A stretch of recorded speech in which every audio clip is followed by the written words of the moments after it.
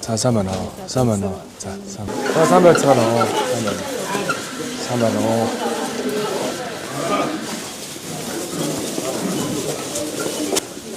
자, 사면어.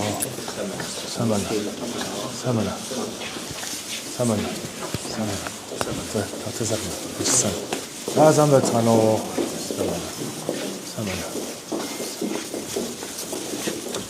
За Баянгол дүүргийн нэгдсэн эмгийнхэнд талархаж байна. Тэгээ өнөөдөр бол бас нэгд өдөр учраас иргэд маань за эмнэлгээрээ бас нэлээд ачаалттай үйлчлэг авах гээд их ачаалттай үе бас таарлаа.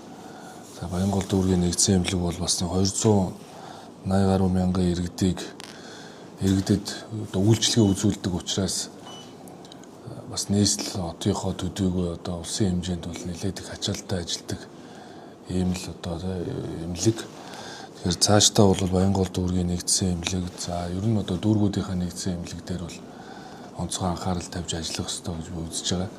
Тэгээ ерөнхий сайдаар томилогдсныхоо дараа бол одоо анхныхаа бас уулзалтыг бас эрүүл мэндийн салбарт эхэлж байгаадаа бас баяртай байна.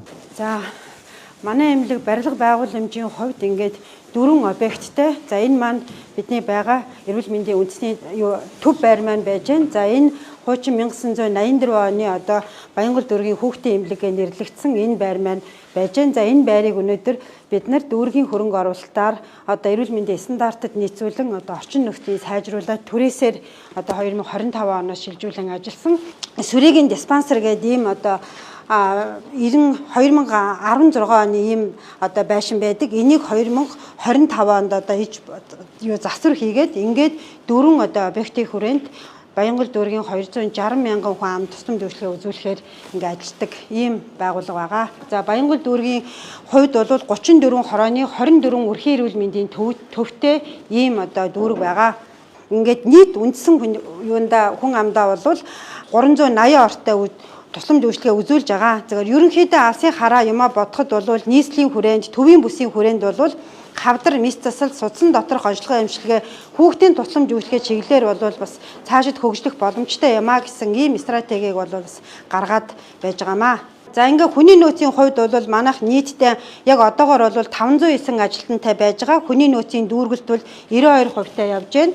За дараа нь сургалт хамтын ажиллагааны хүрээнд бол 2025 оноос бол Солонгос, Энтхэг, Тайваны улсуудтай одоо ингээд дунд болон одоо богино хугацааны сургалтуудаа эмч мэргэжилтнүүдээ одоо чадахжуулаад сурж байна. Энэ нь бол өмнөх оноос дотоодын сургалт 35%, гадаадын сургалтыг 50% өсгсөн байдалтай ингэж ажиллаж байгаа. Ер нь бол манайд нийгмийн эрүүл мэндийн тусламж үйлчилгээг ялангуяа одоо ийм цахимжилт буюу үндсэн бүртгэл дата бол байхгүй байсныг дотооддоо одоо дүүргийнхээ хэмжээнд ийм өөрийнхөө юм одоо нөөц болцоогоороо NAS гэдэг ийм өөртөө нэрлсэн ийм одоо брэнд гаргаад энийг энүүгээрээ одоо бүх мэдээлэлээ дүүргийн хэмжээнд базаад явж байгаа ийм бас манлайл байна.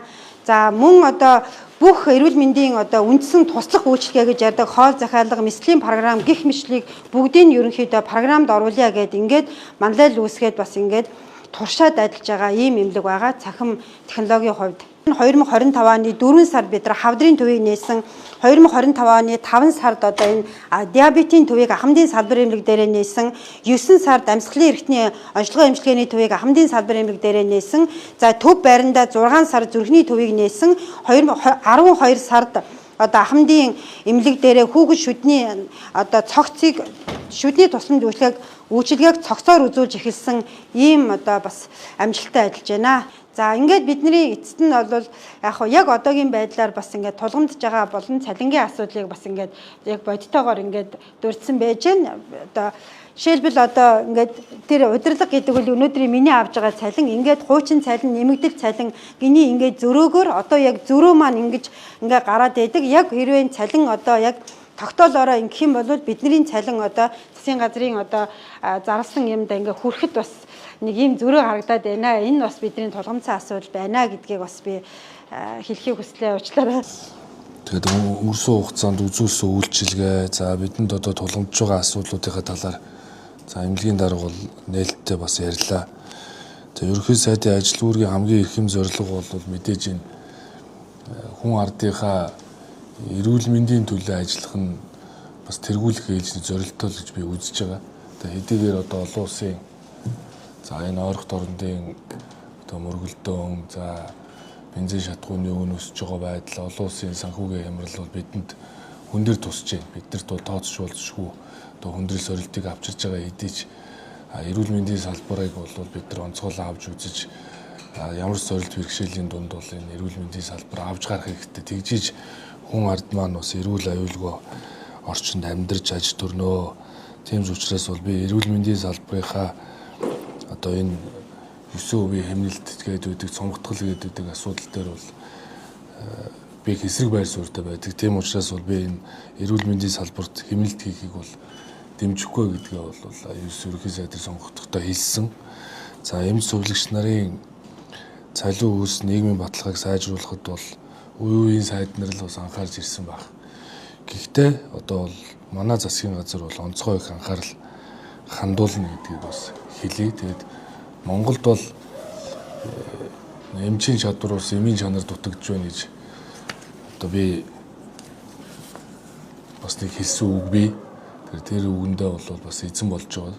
Тэгээ манай эрүүл мэндийн даатгалын тогтолцоо бол өөрөө даатгадаг биш өөрөө даатгуулдаг тогтолцоо болцсон юм билээ.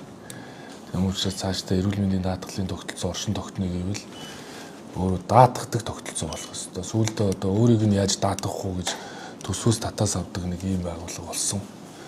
Тийм учраас эрүүл мэндийн даатгалын тогтолцоонд онцгой анхаарал тавьж өөрчлөх хэрэгтэй. Тийм ч учраас би энэ удаа ерөнхий сайдын онцгой бүрэн эрхийнхаа хүрээнд эрүүл мэндийн сайдаар бол эмч хүн томилоогүй. Би энэ удаа бол би эдийн засагч хүн очих цаг нь бол ирлээ гэж үзсэн. Энэ Монгол банкны дэд ерөнхийлөгч байсан хүний хувьд олон улсын санхүүгийн байгууллагад ажиллаж исэн хүний хувьд энэ цалин хөлс тогтолцоо энэ эрүүл мэндийн даатгалын тогтолцоог нэг бүхлээр нь хараад санхүүжилтийн хувьд бас нэг зөв болгоод байгаа гэж би хүсэж байгаа. Өөрөө бас цахимын сайд байхдаа энэ мэдээлэл солилцооны систем энэ төр удирж исэн хүний хувьд энэ олон гацаад байдаг. Энэ олон өрхийн эмнэлгүүд, үүргийн эмнэлгүүд, лавлгаа шатлалын эмнэлгүүд чи хоорондоо мэдээлэл солилцож чаддгүй.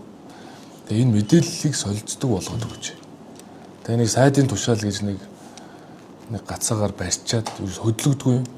Та одоо энэ чинь хуучны одоо энэ салбарт ажиллаж исэн хүмүүс байна. Манай очрууд дарга гэдэг бол бид нар чиг олон жил нь оцолдож байгаа. Би захим хөгжлийн сайд байгаасаа ахуулаад л одоо ингэ үзэж байгаа. Тэгээд нэг сайд ирдэг. Тэгээд сайд юусэн нэг тушаал шийдвэр өөрчилдөг. Тэр манай энэ системийн хувьд бол бэлэн байгаад байдаг. Тэгээ одоо над ийм Монгол төр 3 жилийн өмнөх миний аль ч эмнэлэгт үзүүлсэн шинжилгээ гарч ирдэг болсон шүү дээ. Тэ? Тухайн үед бид нар бас тэ шууд гарч байгаа шүү дээ. Одоо 2 дугаар эмнэлэгт үзүүлнэ, дүүргийн эмнэлэгт үзүүлнэ. Хаана би хэдэн оны хэдэн сарын хэдэнд ямар одоо байсан миний эрүүл. Тэгээ миний цусны шинжилгээ ямар байсан бэ гэдгийг шууд харж байгаа шүү дээ.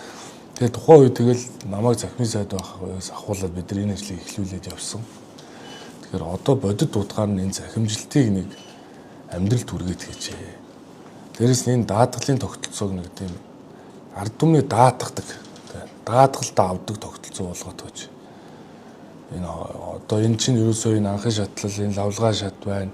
Энэ шатанд ачааллыг зөв тохируулах гол удирдлага чинь өөрөө энэ эрүүл мэндийн даатгалын байгууллага юм билээ шүү дээ. Хаана ямар их ачаалттай байх вэ? Хаана ачааллыг багасгах вэ? Тэгээ хүн ард анхны шатны эмнэлэгдээ ирээд үзүүлэхэд тэнд очир дараал хүлээлгүйгээр үйлчлэгийг авчдаг болгох. Тэгээ нэг аймагт очино. Тэгээ нэг аймагт тухайн хүн амьдрахгүй тэгсэн мөртлөө харьяалт нь байгаад идэг. Тэгээ Улаанбаатар хотод чи дотор байранд амьдраад идэг. Түрээсийн байранд амьдраад идэг. Нөгөө түрээсийн байранд амьдарч байгаа юм чи хамгийн ойрын өрхийн эмнэлэгт очиж үзүүлдэг. Тэгэхээр та одоо хүрээд ирсэн хүний чи үзэхгүйгээ яах юм тэгээд үздэг. Санхүүжилт нь болохоор хаа хоолын аймагт ороод идэг. Тэгээд зарим газар нь ачаал дийлэхгүй, зарим газар нь сул. Тэгээд ерөөсөө нэг ийм зохион байгуулалт, системгүй байгаа байдал бол өнөөдрийн ийм байдалд хүргэсэн. Тэрээс эрүүл мэндийн салбар нэг тийм доошлж жоол нэг хямарчаад байгаа юм юу ч байхгүй шүү дээ. Манай эмчтэр дутаад байгаа малга санхүүжилт ч гэсэн хангалттай. Одоо Азийн хөгжлийн банкны нэг эмнэлэг барина гээл тэ байна. Тэр нөгөө дөрвөн тусламжийн төв мөө гээл ер нь эрүүл мэндийн салбарыг бол засгийн газар бол сайн дэмжиж ирсэн байхгүй. Тэгээд дэмжиж ирдэг. Тэгээ яг нөгөө амьдрал дээр нь хурж өгдөг.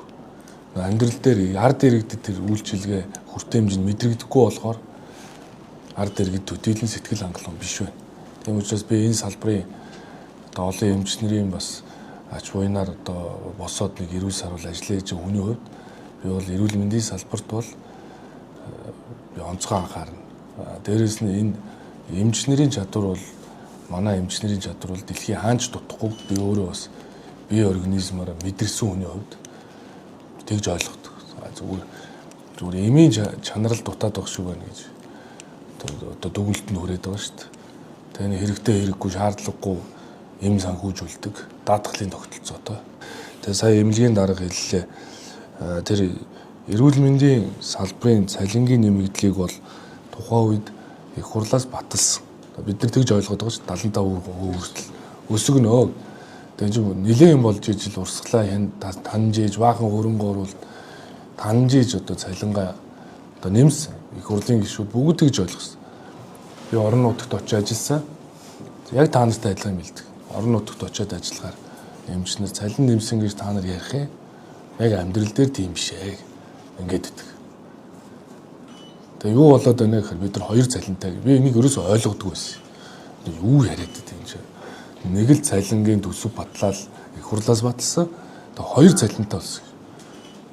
Ингээд яриад байдаг. Тэгээ нэг очихоор орон нутгийг тэгээд байдаг байхгүй иргэдийн уулзалт хийхээр эмчнэр босч ирэл хоёр цалинтай. Тэгээд таны цалин нэмэгдсэн юм хөр нэмэгдсэн ч юм шиг нэг харахаар нэмэгдээгүй ч юм шиг л байна л гэдэг ингээд ерөөсөө энэ зүр нь учир олж байгаа хүн алга. Тэгэхээр энэ засгийн газрынхаа шийдвэрийг эргэж харах, ер нь энэ эрүүл мэндийн салбарынхаа цалин өссөний тогтолцоогоо бүхлээр нь нэг харах бол чухал байна гэж би бас дүгнэж байгаа. Тэгээ тийм учраас бол Бачуугар сайд энэ дээр ажиллаж байгаа бах. Тэгэхээр цаашдаа бол тогтолцооны хувьд бүгдээрээ нэг эргэж харъя. Тэгээ одоо хоёр цалинтай болцсон гэж яриад байгаа. Танд нөгөө юу нь байна вэ? Нэг хүний нэг юм цалингийн юу байна? Сүлжээ байна. Тэгээ ямар тэр слайдн дээр байсан шүү дээ. Та тэрийг одоо зүгээр та энэ зүгээр нэг хүний цалингийн сүлжээ аваад байж. Харъя ямар байдгийг. Та цалин яг ингээ хоёр цалин гэдэг юм. Одоо хоёрын чинтэй угаасаа.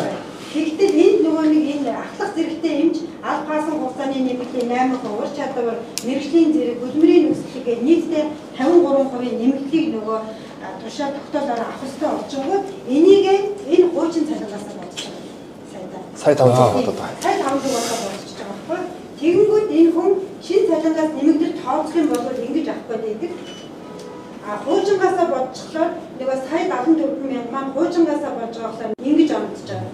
Тэгэнгүүт зөрүү ингэж гарч байгаа.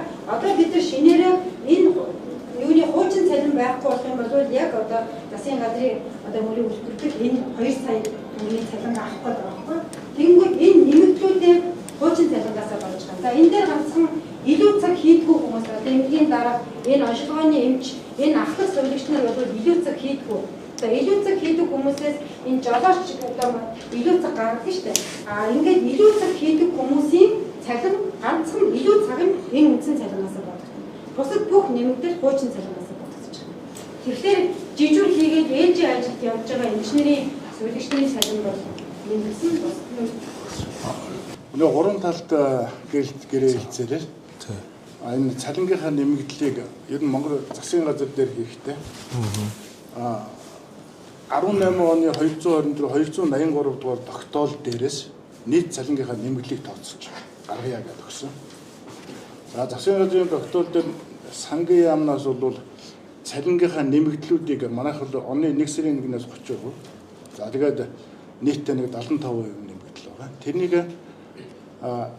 манай салбар дээр нэг хоёр нэмэгдэл байдаг. Нэмэгдэл хөлс гэсэн ойлголт байдаг. Тэрнийхэн салгаад нэмэгдлийн хуучин үндсэн цалингаас нь нэмэгдэл хөлсийн нэмэгдсэн цалингаас нь хоёр тооцоо салгаад өгч гисэн. Шин цалингаас. Хуучин тогтоод төрийн албаны нийт одоо цалингийн үндсэн цалинг нь 18 он тогтоосон тэрнээс нэмэгдлийн нэгээд 25 оны 224 дугаар тогтоолоор засгийн газрын тогтоолоо гаргаж ирсэн тэр тогтоол дээр нэмэгдэл хөлсийн ингээд нэмэгдэл хөлсийн хоёр хуваацсан. Хоёр өөр цалингийн зэрэглээс л өмнөх нэмэгдлээс нь сая нэмэгдсэн нэмэгдлээс нь байдаг. Тэгэхээр хүмүүс маань хоёр нэмэгдэлтэй гэж хараад байна. Тэгэхээр одоо авахдаа хоёр цалин аваад байгаа юм уу? Үгүй. Нэмэгдлийн өмнөх цалингаар өмнөх бүх тий одоо ингээд бүх цалингийг бол 1 сарын 1-ээс 30% нэмсэн. Одоо ингээд 8 сар тэрэн дээр чинь нэмэгдэл хөлс чинь тэрэн дээр нь бодогдоод нөгөө нэмэгдэл нь болохоор өмнөх төр бодогдоод. Тий тэрийг бүр өмнөхөөс нь бодоод. Ийм л зүрх. Тэгээд нэг бол манай үйлдвэрчин манай салбарынхан бол 2 жилийн дээр бас тооцоод байна гэж дараад. Тэгээд сая манай сайд хурж ирээд сая биднээс нэлээ одоо 4-5 өдөр ажилласан. Энэ дээр энэ нэмэгдэл хөлсийн энэ зөрүү нэг 120 мянган төгрөгийн зөрүү багтах. Энэ зөрүүг арилгах тэр тогтоолын төсөл дээр өөрчлөлт оруулах. Гэхдээ энийг бол Батшуур сайдад би бас энэ асуудлаа надад уулзахад би хэлсэн. За энэ бол тэр зөрүүг бол 120 мянган төгрөгийг олгоод бол бүх асуудлыг шийдэхгүй шүү. Тийм учраас надад энэ чинь даатгалын асуудал. Одоо надад эрүүл мэндийн даатгалын тогтолцоогоо нэг хараа. Одоо яагаараа ингээд нэг зарим юмн дээр ямар их өндөр санхүүжилт тавьдгийг. Яагаад энэ өрхийн эмнэлэг, дүүргийн эмнэлэг дээр ирсэн ачааллыг даахгүй байгаа юм. Яагаад эн чинь бүгдээрээ тэр лавлгаа шатал руу очиод бүгд ингээд тэр 2 дугаар эмнэлэг, 1 дугаар эмнэлэг дээр очиод гацаачдаг. Энэ анхны шат болохоор хоосон ингээд байгаад байдаг гэдэг. Ингээд зарим аймаг дүүргээр энэ төр явах чинь тийм яриад байна шүү дээ. Тэгэхээр энэ ачааллаа даатгалынхаа тогтолцоогоор зөв хуваарлах хэрэгтэй байхгүй тий. Дээрээс нь чинь нэг би энэ чинь өмнө жил Сүхбаатарын дүүргийн эмнэлгээс очсон. Тэгэд бол тэд нар юу гэсэн хэрэг та нар зүгээр ингээд нэг өвчтөнд оногдож байгаа зардлаа нэмэгдүүлчихээч. Цалин хөлс юмаа бид нар энэ шийдээ явуулчихна. Ачааллаа бид нар бүрэн даанаа. Тэгэхгүй нэг өвчтөнд оногдоод байгаа төлбөр чинь хэд их бага. Тэгээ эхлэхээр бид нар ачааллаа дийлдэг. Тэгээ ингээ хөдөө орон нутгаас ирсэн дотор байр түрээсийн байранд амьдарч байгаа хүмүүс бүгд түрээд ирдэг. Ямар хурж ирээд үйлчлэгээ авах гэж хахад өгөхгүй гэж хэлж чаддаг. За нэг хашаанд аваачаад нэг хамар хашаан нэг гэр бариад амьдарч байгаа хүний чинь ойрхон өрхийнхөө эмнэлэгт ирэхээр яах юм гэд ингээд идэх хөхгүй. Тэгэхээр энэ асуудлыг 120 мянган төгрөгийг нэмж шийдлээгээд бүх асуудал шийдэгдэхгүй учраас наад Батбаатар дарга та нар бол тогтолцооных нь хувьд зүү хараад энэ хуваарлалтай сайн хийх хэрэгтэй байна. Тэгжиж энэ дүүрэгт анхны шатанд одоо эмчилгээ үйлчилгээ авч байгаа иргэд маань одоо нэг юм сэтгэл ханамжтай энд ирээд очор дараал үүсгээд энд ирээд үзүүлэх гэхээр манай даатгалын санхүүжилт дуусцаа таныг үзэж чадахгүй гэдэг ингэ явуулаад шүү дээ. Одоо ингэж болох юм уу? Тэгэхээр эн чинь өөрөө танаа дараа өгсөн санхүүжилт бол би тийм багадаа бас биш болохгүй байна гэж биш гэж бодод байгаа. Тэгээ одоо хувийн эмнэлгүүдийг мэдээж одоо даатгал дээрээс санхүүжилт олгож байна. Улсын эмнэлгүүдээр олгож байна. Тэгэхээр эн чинь өөрөө хүн чинь ингээ байгаа нөөцтэй зөв тохируулах хийгээд хаана ачаалал вэ? Тэр чинь тохируулах ёстой систем ч өөрөө даатгал шүү дээ. Эрүүл мэндийн даатгал ч өөрөө энэ эрүүл мэндийн салбарыг өөрөө удирдах ёстой байхгүй юу? Ямар ч юм чи санхүүжилтээр нь тогтолцоог удирддаг болохоос даатгалыг та нар зүгээр халамжийн нэг хөдөлмөр халамжийн байгуулах гэж бодоод байгаа юм.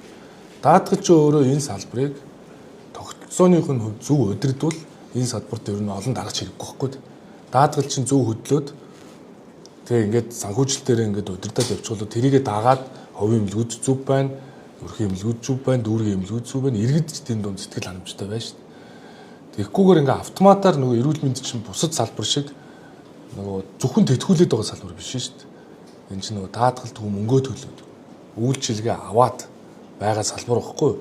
Тэр шиг боловсрол шиг зүгээр шууд тасгээ төсөвдөд тавиад цалиулгууд байгаа газар биш шүү дээ.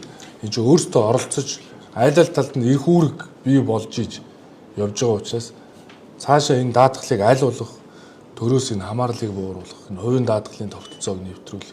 Хүн даатгалд мөнгө төлсөн бол эргээд үйлчлэгээ авдаг болдог тэгээ тэндээ сэтгэл ханамжтай болдог ийм тогтолцоор оруулах хэрэгтэй учраас ийм Батшуур сайд бол эрүүл мэндийн яамныхан очроод дарга та нар бол одоо сая ярьсан та нар бол нөхцөлөд л ойлгож байгаа юм байна. Гэхдээ би бол маш их харамсаж байгаа. Зөвхөн орон нутагт очиод уулзахад бид нар ер нь нэлээд юм болж иж энэ эрүүл мэнд боловсролын салбарын цалин нэмсэн юм шүү дээ. Би бас тухайн үед эдийн засгийн сайд байсан. Одоо ер нь одоо байдгаал зориулж ижил одоо карманаасаа багтай одоо энэ ч нэг урсгалаа бүгдийг хэмнэж 2.23-ыг хэмнэж төрийн халамж 9% цомгтгол хийж олон хөрөнгө оруулалтын төслийг зогсоож хэмж багшийн цалийг шийдсэн юм шүү дээ. тэгээд шийдчихэд байхад сэтгэл ханамжгүй одоо хэрэгжүүлэхдээ ийм алдаа гаргацсан гэдэгт бол би одоо харамсаж байгаа. Яг тэгээ би нөө эдийн засгийн сайд байсан. Тэгээ дараа нь иргэдтэй очиж уулзах үеэр бид нарыг аягүй цалин нэмсэн гээд эмчнэр маань бараг тэврээд үүсэх болов гэж бодсон чи харин тэ та нар бид нарыг одоо бараг ингээ хулигдлаа гэж хоёр цалинтай ингээ бид нар залжлаа гэж би тэгээ аягүй гайхсан байхгүй чинь намайг аягүй баярлж өгтөж авах гэсэн чинь ууралж өгтөж авч байгаа байхгүй. Тэгэхээр тийм их өрн төлбөртөөгөр тэ мөнгө төгрөг тавиад арай гэж их хурлаар төсөв батлуулаад гарсан чинь цалин нэмсэн чинь сэтгэл ханамж. Тэгээ юу болсон бэ? Хоёр цалинтай болсон. Наад хүмүүс чинь цалингаа хэлж чадахгүй байлаа шүү. Аймагт очих та хэдэн төрлийн цалинтай гэхээр үгүй яг ямар цалингаа хэлэх үү? Би ч хоёр цалинтай гэдэг ингээд ийм сонин юм яриад байгаа байхгүй. Тэгэхээр энэ тогтолцоогоо зөвхөн автоматар тэр зөрүү төлнө гээд зөрүү төлдөгөр биш. Тогтолцооных нь хувьд өөрчлөлт. Тэр эрүүл мэндийн салбарын тогтолцооны хувьд бид нар ямар өөрчлөлт гаргах юм бэ гэдгээ засгийн газар дээр одоо оруулж ирээд шийдээ. Энд нь бол би бүрэн одоо дэмжлэг үзүүлнэ. Очроо дарга өмнө нь тэгээд яагаад энийг ингээд мэдсээр үж ингээд явуулаад ирсэн. Энийг ерөөс эрүүл мэндийн яамн дээрээс бол ерөөс нэг нэмэгдлийг нэг цалингаас нэмэгдсэн цалингаас олно гэж санал авсан. Тэгсэн чи өөр тогтоол гарцсан. Тий, тэгсэн чи өөр тогтоол гарцсан. Тэгээд тогтоол гарсан учраас хэрэгжүүлэхээс өөр замгүй болсон. Хэрэгжүүлэхээс өөр замгүй болсон. Одоо тэгээд үйлдвэр чинь энэ тогтоолыг засгийн газраас гаргасан энэ гараад ирсэн тогтоолыг цэцэд өгөөд анх шатны бүрөө өгчихсэн. Зөвхөн энэ одоо нэмэгдлүүдийг нэг цалин нэг энэ хоёр нэмэгдлийг хоёр хувааж хоёр өөр цалингаас гаргадаг энийг тогтоогоол нэмэгдсэн цалингаасаа нэмэгдлүүдээ бүгдийг гүйцэтгэх болгож өгдөг болгооч л гэсэн үгсэлт тавиад байгаа юм. Тийм. За тэгээ би энэ тогтоолыг бол өөрчилж өгөхөд бэлэн байна. Гэхдээ одоо нэг болцолтой одоо Бачуур сайд одоо энэ хин эрүүл мэндийн даатгалын дарга нар бол даатгалынхаа тогтолцоог одоо тэ зөв менежмент хийгээд эндээс гарах хэрэгтэй. Тэрнээс нөгөө зөрөө өглөөгээд дахиад л одоо үйлчлэгийн үр хэмжээ нэмэгдэхгүй юм байна.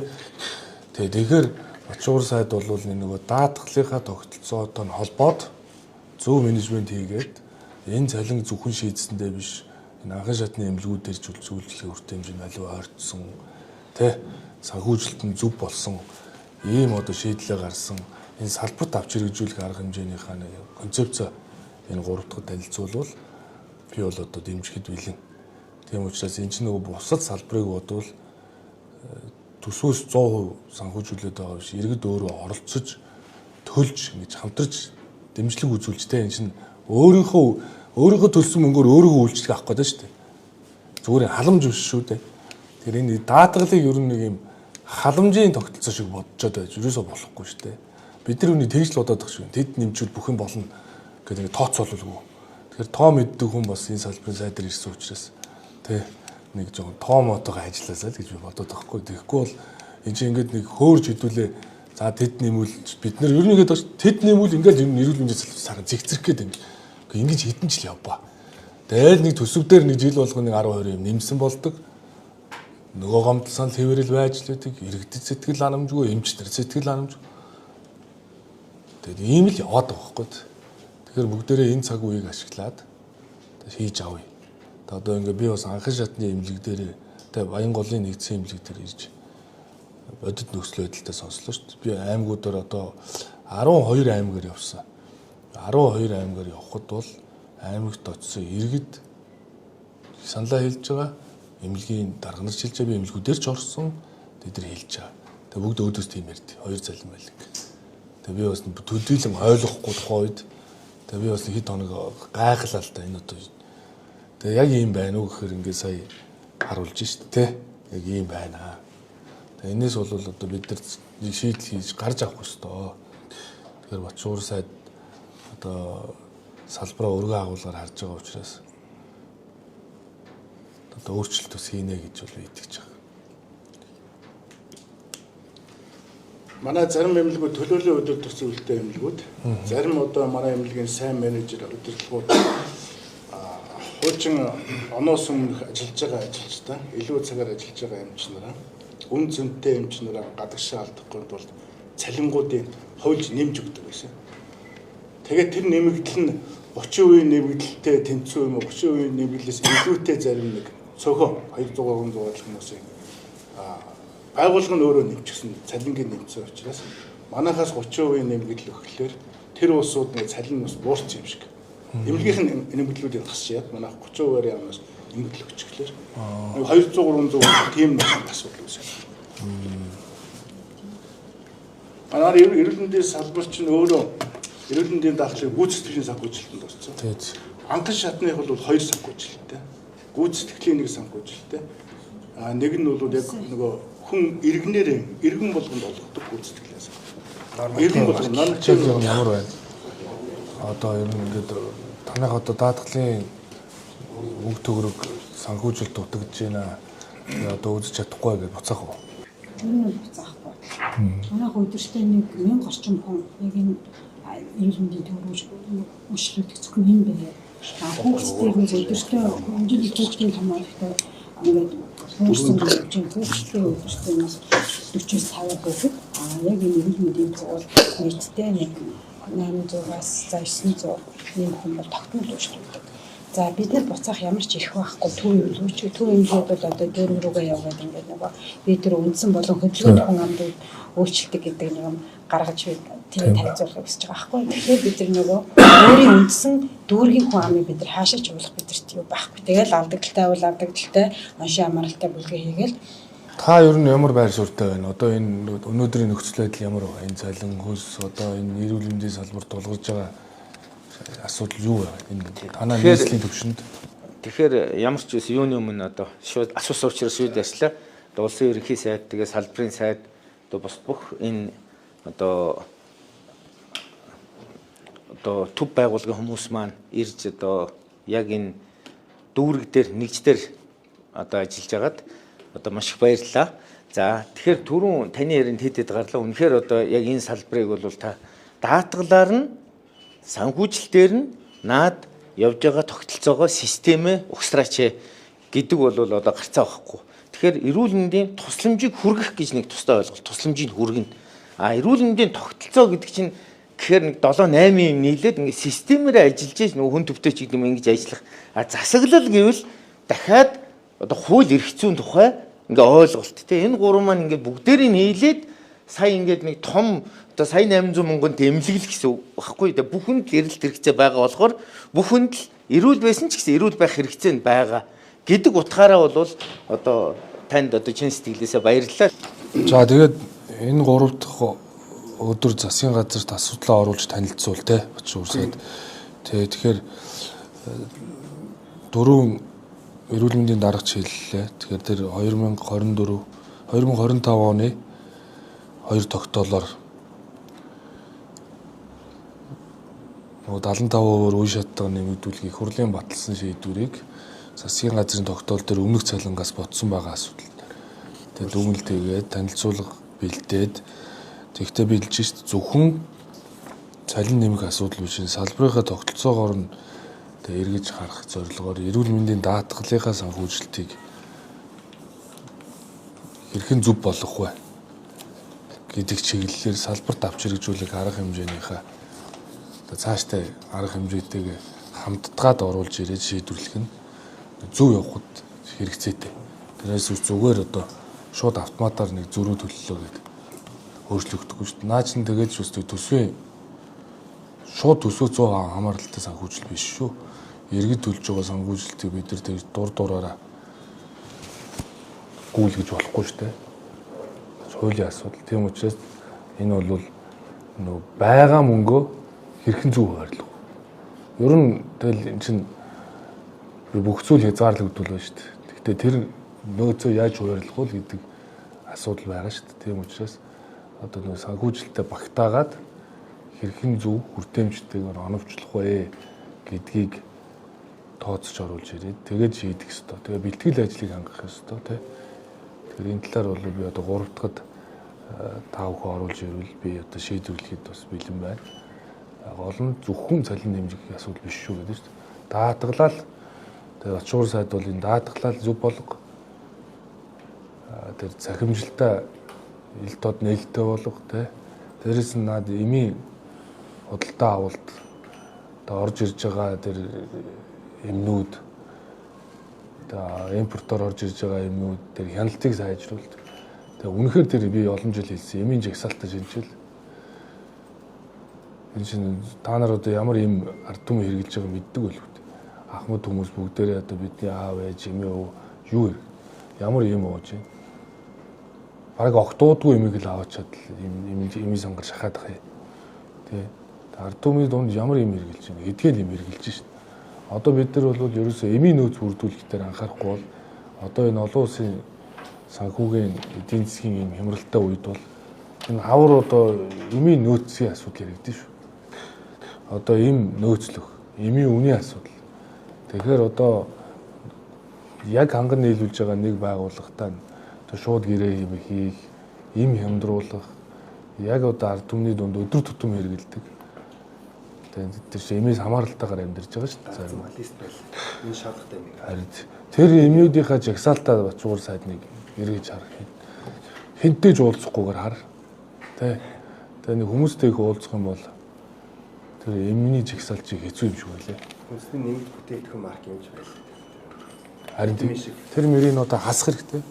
Одоо тэгээд тул ямар ч одоо хизээж хэрэгэлдэггүй эмийг аваач жагсаалтанд бичээд даатгалаа санхүүжүүлээд энэ одоо энийг одоо энэний цааны хүн юу байна гэж ойлгох уу?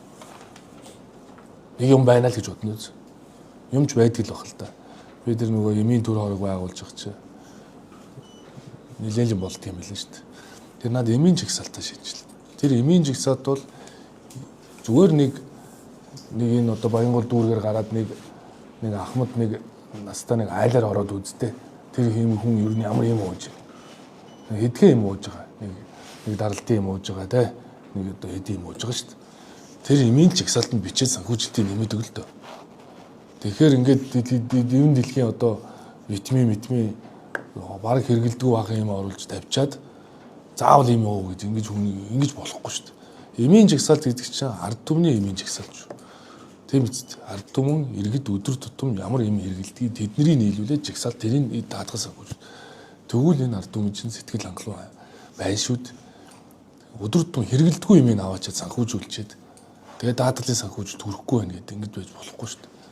Тэгэхээр энийг зөв болгоцгоо л гэдэг. Тэгэхээр очгоор сайд бол олон ажил байна.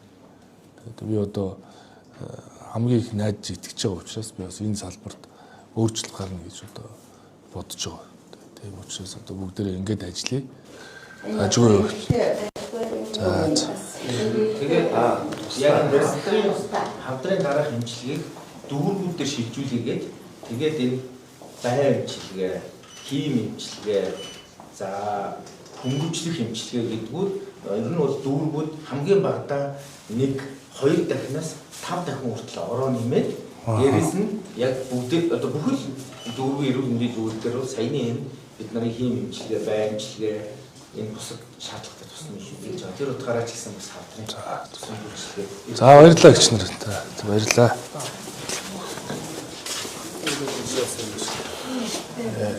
Энд юу нөхөө. Сайн байна уу та? Сайн байна уу? За эмчилгээд ажгүй байна уу? Хүртээмж үйлчлэгээд ажгүй сайн байна уу? За шүү. За эмчилгээд ажгүй юу аха? За хүртээмж сайн байна уу? За очир дараалал ажгүй. За эмчнэр сайн үйлчилж байна уу? За баярлалаа. Хэд хоногудээс сая одоо энэ удаа эмчилгээнд орохдоо хэд өдөр тэр ихлээр одоо 2 дахь ороход сая гэтэл за хордлого ямар хөө байна? гайгүй. Хордлого нь гайгүй байна уу? Гайгүй. Тэгээд бид нар хуучин нөгөө хийм байн тэр хийхэд нөгөө өсмөс ундаг их байна шүү дээ. Тэгээд дүүргүүдээр хийсний одоо 3 ач холбогдлын 1 ач холбогдол нь бид нар хордлого тайлах хэмжлэгээр цуг явж байгаа. За баярлалаа. Эрүүлгийг хүсье.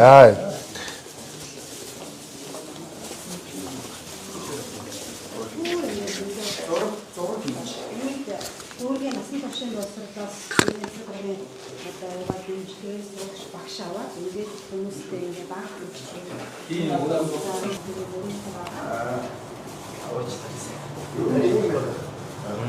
Одоо хавдад дээр ч овооч дийлдэг байна. Байнгын одоо зовд ярьж шүү дээ.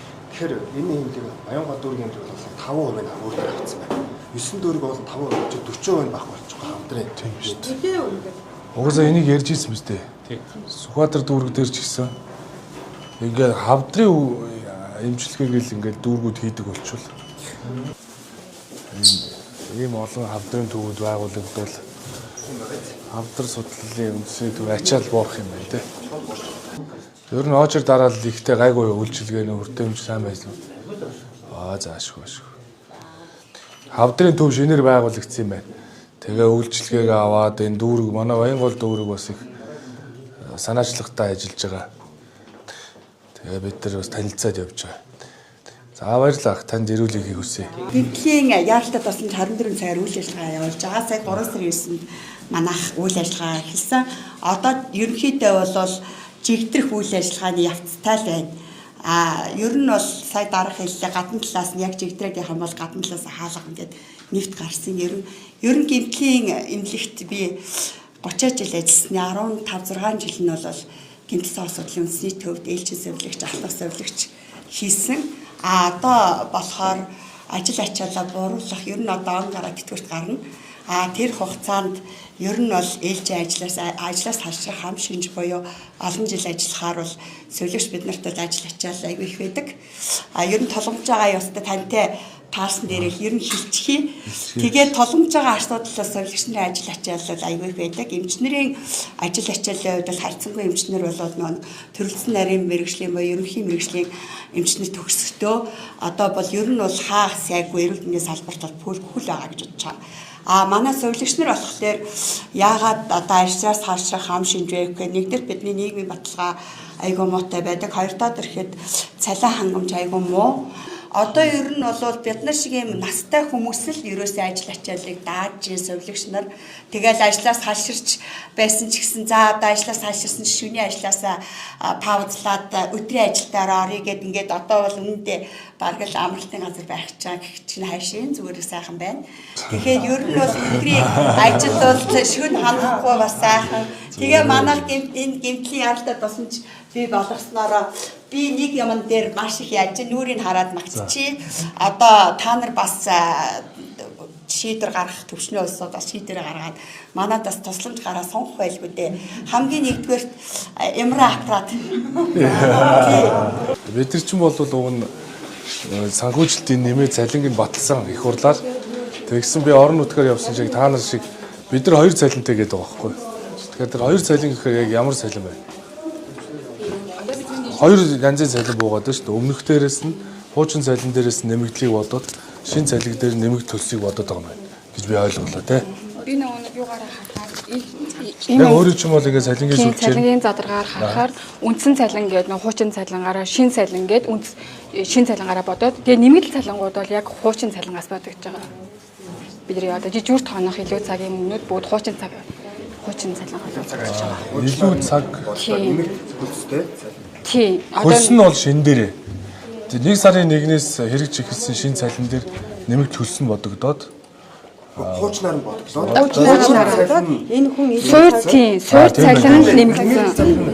Хуучин тийм. Одоо хөдөлмөрийн бидний нэг хүнд нөхцөлийн 10% нэмэгдлүүд, ажилсан жилийн нэмэгдэл гэ бүгд хуучин цалингаас бодож байгаа. Тэгэхээр их хурлаас бол 75% хүртэл нэмэгдүүлнэ гэдэг төсөв баталсан байхгүй.